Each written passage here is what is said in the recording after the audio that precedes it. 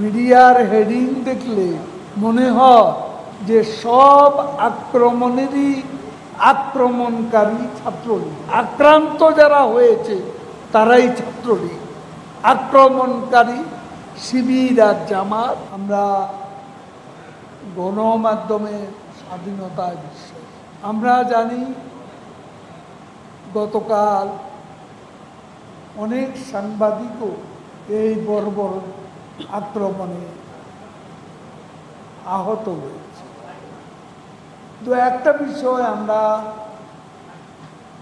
দুঃখের সাথে লক্ষ্য করি যে আমরা মিডিয়ার হেডিং দেখলে মনে হয় যে সব আক্রমণেরই আক্রমণকারী ছাত্রলীগ, অথচ বেশিরভাগ ক্ষেত্রে খবর নিয়ে দেখবেন যে আক্রান্ত যারা হয়েছে তারাই ছাত্রলীগ, আক্রমণকারী শিবির আর জামাত দিয়ে ছাত্র। আমরা কিছু পত্রিকার হেডিং দেখলে অবাক হয়ে যায় যে সব জায়গায় ছাত্রলীগের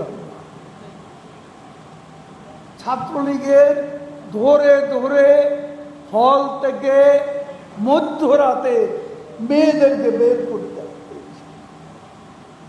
হলে হলে ছাত্রলীগের নেতা কর্মীদের পোশাক পরিচ্ছদ, তাদের বই পুস্তক পুড়িয়ে দেওয়া হয়েছে।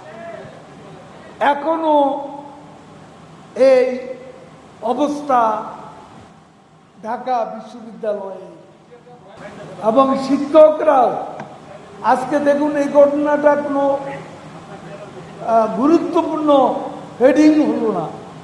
কালকে আমরা টেলিভিশনে দেখলাম যে সহকারী প্রক্টরকে শহীদ মিনার এলাকা তাকে যেভাবে দৌড়াতে দৌড়াতে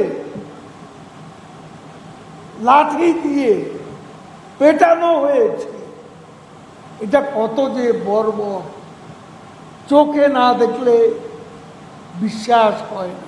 আবরার হত্যা বুয়েটে, বিশ্বজিৎ হত্যা জড়িত কারা?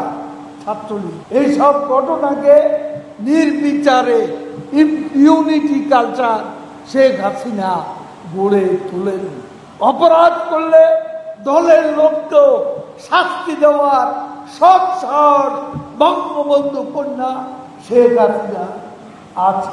যে চেতনা আমরা ধারণ করি, লালন করি, বিশ্বাস করি, সেই চেতনায় বিশ্বাসীরা আমরা চুপ করে বসে থাকতে পারি না। আমাদের অস্তিত্বের প্রতি হামলা আসছে, হুমকি আসছে, এই পরিস্থিতি মোকাবিলা আমাদের করতেই হবে। আজকেও তাদের ভয়াবহ তাণ্ডব সৃষ্টির এজেন্ডা আছে।